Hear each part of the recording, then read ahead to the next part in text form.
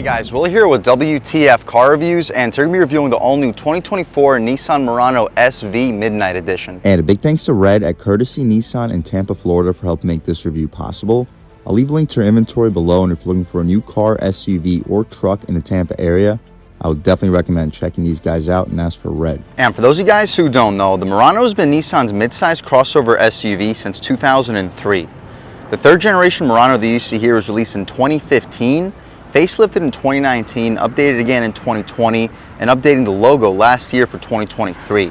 For 2024, this is the final year of the third generation Murano. Nissan expects the new fourth generation to be available in the beginning of 2025. And for 2024, Nissan drops the base S trim level, leaving us with three trims ranging from the $38,000 SV that we have here up to the $46,000 Platinum with the $42,000 SL in between.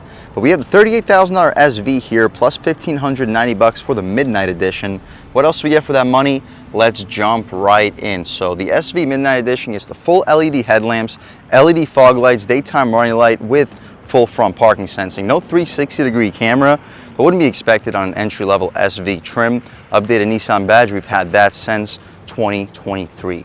We get this beautiful gray metallic paint color here too. Hopefully you can pick up the sparkles in this Florida sun. We get the panel housing our advanced safety features in the lower front bumper area. The wheel and tire setup, you get these 20-inch rims wrapped in Bridgestone Dueler HP Sport all-season tires, dimensions being 235/55 R20. We'll see how these 235 wide tires put the power down to the ground, because this 3.5-liter V6 does crank out a decent amount of power at 260 horsepower, 240 pound-feet of torque, but these 55 series sidewalls should be more than enough to keep this ride quality nice and plush. We get some black trim for the wheel well area, some gloss black for the rocker panel side skirts, chrome door handles, smart access for the driver and a front passenger, black contrasted mirrors for the Midnight Edition, LED turn signal on it, blind spot monitoring on the inside part of the glass. It's a heated outside mirror. We get chrome trim for the outside to the window trim, blacked out pillars, roof rails up top, no moonroof, shark fin style antenna. We get the same rear wheel and tire setup. The only difference is a smaller brake caliper. The gas cap out rear is not push to open.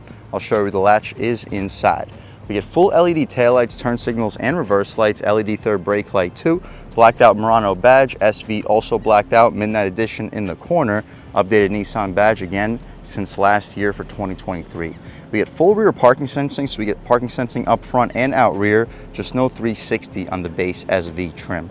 Dual exhaust tips too, that looks nice and premium. Speaking of the dual exhaust tips, let's fire up this 3.5-liter VQ V6 and hear how she sounds.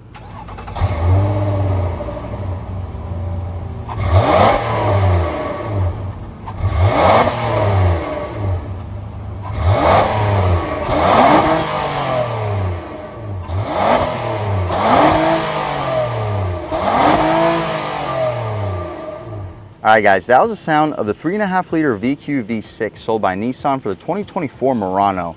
And it sounds pretty good, cranking out 260 horsepower, 240 pound-feet of torque, made it to an Xtronic CVT transmission, sending the power to the front wheels. You can expect 0 to 60 in the high 7 to low 8-second range. And although it sounds a little bit slow considering the power numbers, it still has a really beefy feel throughout the rev range. It's just the initial ratio for the CVT is a little bit on the longer side. Either way, this might be the cheapest way into a V6 SUV with leather seats. Let me know in the comment section if you would prefer something else from the competition. But for around the $40,000 price point, considering what we get, it looks really impressive. We get a V6 and we get a leather trimmed interior that we'll check out in 1 second.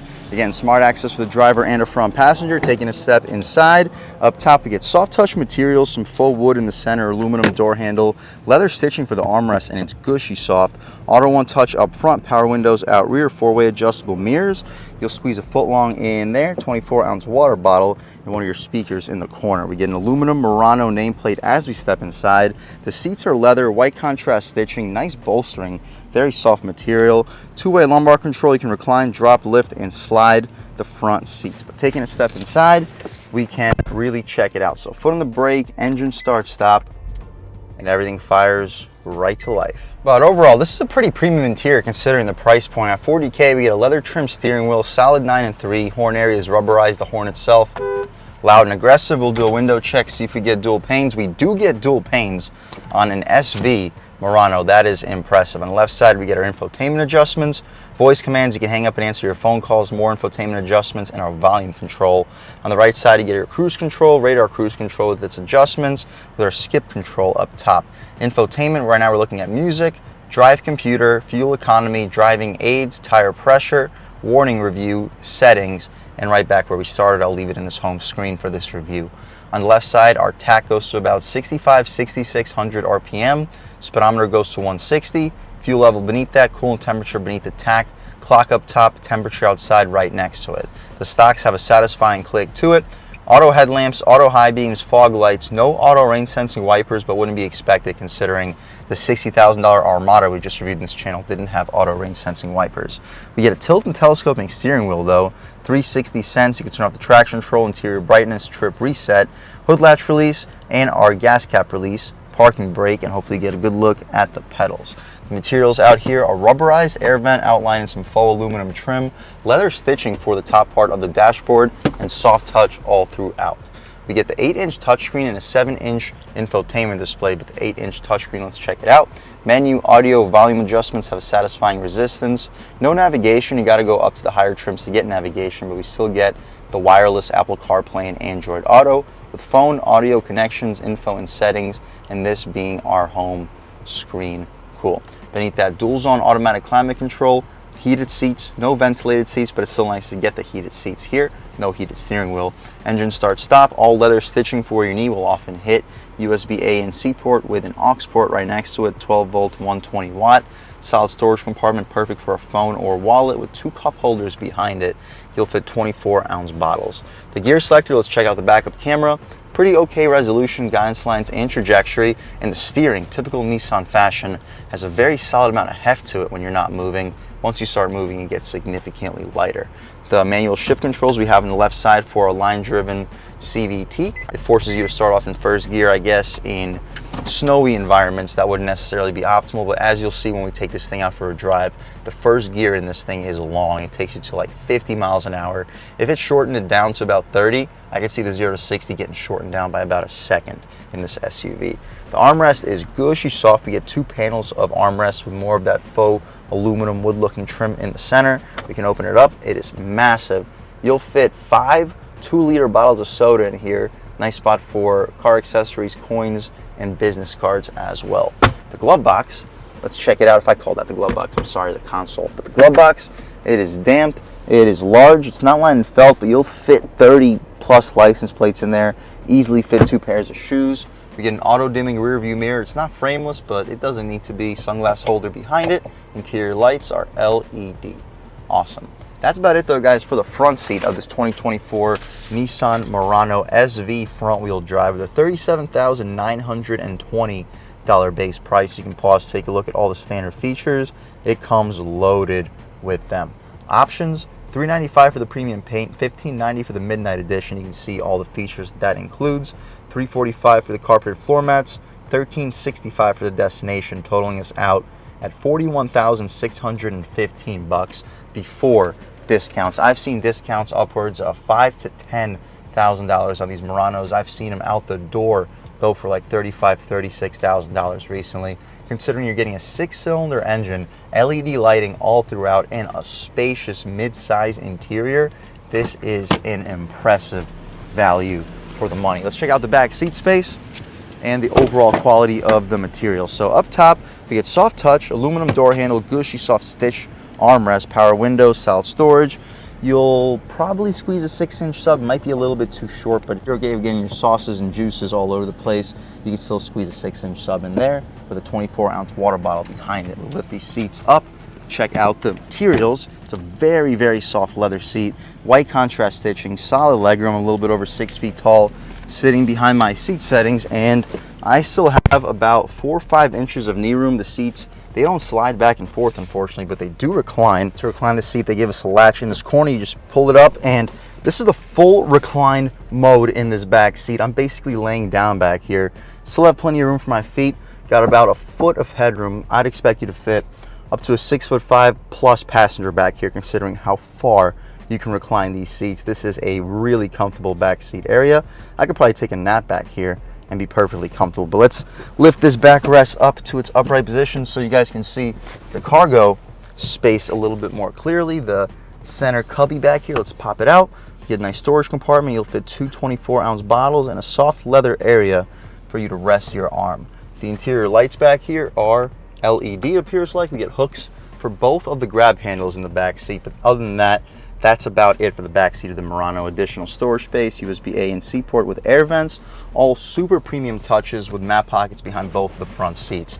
Per dollar, this may be quite easily the most premium vehicle out on the road today, considering the V6 engine, full LED lighting too. But out rear, the button to open up the trunk is underneath the Nissan badge. We don't have a power opening liftgate, unfortunately, but that is available on the higher trims.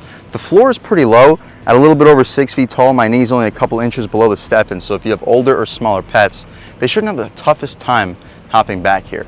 As far as cargo space, it's a little bit larger than the Rogue. I'll leave a link right here to show you exactly the difference between the two vehicles with the second row up and down. But fold the second row seats down 60-40 split. I'd expect you to fit a 75-inch TV back here with no problem. It is spacious. Secret storage surrounding the spare tire is solid. You can throw some secret stuff back there. Move this floor mat out of the way. But what you see is basically what we get. I wish we had a power opening and closing liftgate, but honestly, if that's my only complaint with this SUV, that says a lot about it. That's about it though, guys, for the inside and outside of this all-new 2024 Nissan Murano SV Midnight Edition. It is a good-looking car, feels super premium inside and spacious. And considering the 6-cylinder engine here, it's one of the last vehicles with a sub $40,000 base price and a V6. And considering that, let's take this 2024 Murano SV Midnight Edition out for a drive and see what it's got. All right, guys, now we're just about seeing everything we need to see with the inside and outside of the all-new 2024 Nissan Murano SV Midnight Edition. Let's take it out for a drive and see what it's got. My first impressions, though, brakes feel really responsive. So does the throttle. Steering has a very solid heft to it. Taking a step out here, lean into it about quarter throttle. Yeah, it's responsive.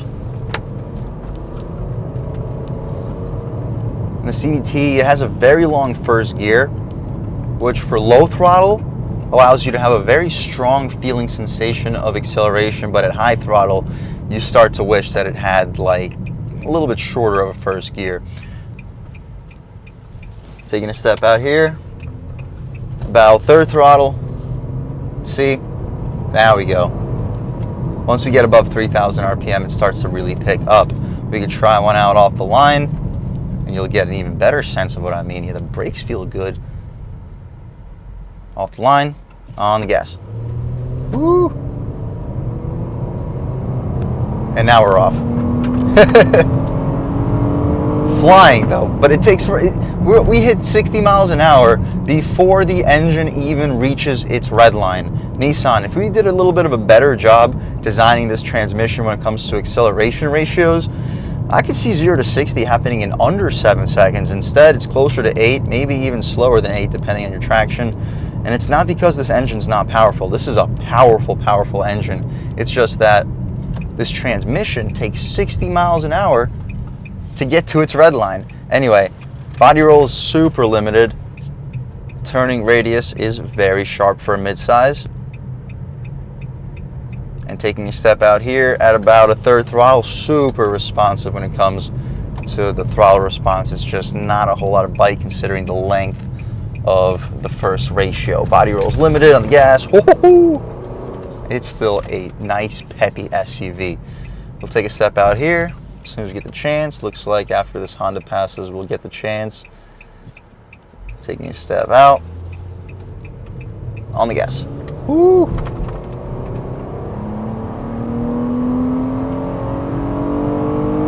Yeah, it literally takes 60 miles an hour to get to this vehicle's red line. Don't necessarily love that, but still, once it gets to the red line, it takes off. Try a moving pole. There we go, we're at red line, and we're taking off. This thing rips. This is a fast SUV. It's just the ratios are really, really holding it back. Just cruising along, very quiet on the highway. The steering's responsive. The throttle is responsive. This CVT does a great job of changing speeds once you're already moving. Everything about the CVT is fine in my opinion outside of that first gear ratio. Taking a step out here, we could try out a real world turning radius. It is sharp and on the gas.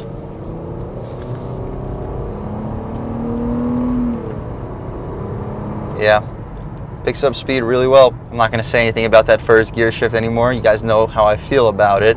Either way, it's still a great feeling power plant, even with a very long first gear. Gets out of its own way really well. I'm excited to try out the new updated 4th generation Murano that we'll get a few months from now. Overall, guys, if you're looking for a mid-size SUV, you don't need 3 rows, but you don't want to drive something with 4 cylinders, you don't even want to drive a 4-cylinder with a turbo, you want a power plant, engine-wise, that will give you over 100,000 easy miles. Will this transmission give you some issues here and there?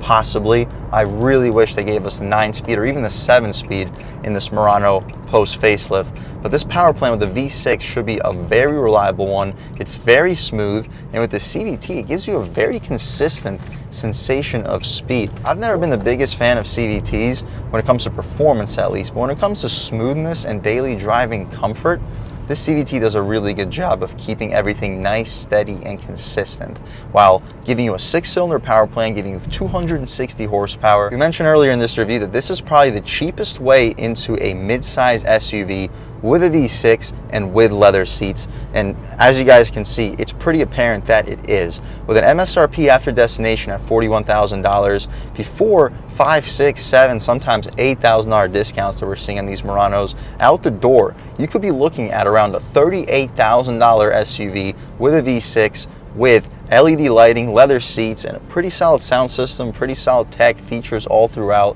Considering the price point, I really don't think you can get a better SUV for the money. Let me know in the comment section what you guys think, but if you're looking for a sub $40,000 SUV with a V6, with leather seats, I would 100% recommend checking out the 2024 Nissan Murano SV with the $1,590 Midnight Edition. And a big thanks to Red and the rest of the management and staff here at Courtesy Nissan in Tampa, Florida for helping make this review possible. I'll leave a link to our inventory below, and if you're looking for a new car, SUV, or truck in the Tampa area, I would definitely recommend checking these guys out. And as for Red, and a huge thanks to all you guys for watching. I had a great time making this video. If you're new to the channel, please subscribe. If you've already subscribed, thank you so much. You guys know the channel is just not possible without you, and I really appreciate the constant support. But again, if you haven't subscribed yet, please subscribe. Leave a like too, it really helps me out, the YouTube algorithm. That's how these videos get promoted to new people. Leave a comment, let me know what you like, let me know what you don't like. Leave a comment, let me know if there's any specific cars, SUVs, or trucks you want to see reviewed on this channel, and I'll definitely try getting those videos for you ASAP. But other than that, again, thank you guys so much for watching, and I hope all of you have a great day.